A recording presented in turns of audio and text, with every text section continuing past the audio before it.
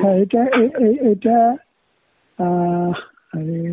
না, এটা তো আমাদের তরফ থেকে, আমাদের এমবেসির মাধ্যমে, আমাদের পুলিশ এনফোর্সমেন্ট টিম, আমাদের ডিবি, মাননীয় স্বরাষ্ট্রমন্ত্রী সবাই কিন্তু এ ব্যাপারে কনসাস, মাননীয় প্রধানমন্ত্রী কনসাস।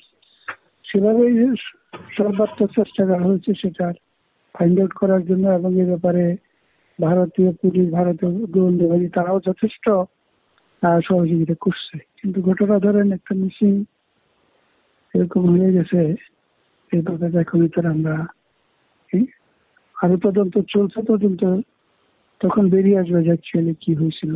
এখন তো কোনো মন্তব্য করার মতো অবস্থান নাই। না, একটা মিসিং ধর একটা মানুষ, সেটা অন্য দেশেই হোক আর নিজের দেশেই হোক, হ্যাঁ, সেটাই তো তদন্ত হচ্ছে এখন। দুইটা সরকারই এ ব্যাপারে তদন্ত করতেছে, এবং ভারতেরও সর্বোচ্চ গোয়েন্দা সংস্থা যেগুলি আছে, পুলিশ ডিপার্টমেন্ট, তারাও সর্বাত্মক চেষ্টা করতেছে, তারা সহযোগিতা করতেছে।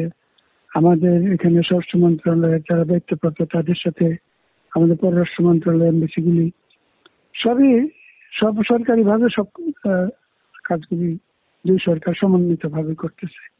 আপনাদের ধারণা কি, মানে কেন হইতে পারে বা এই জাতীয় ঘটনা? না ভাই, এটা কোনো ধারণা বলা যাবে, তদন্ত আমরা হঠাৎ করে কি ধারণা করবো।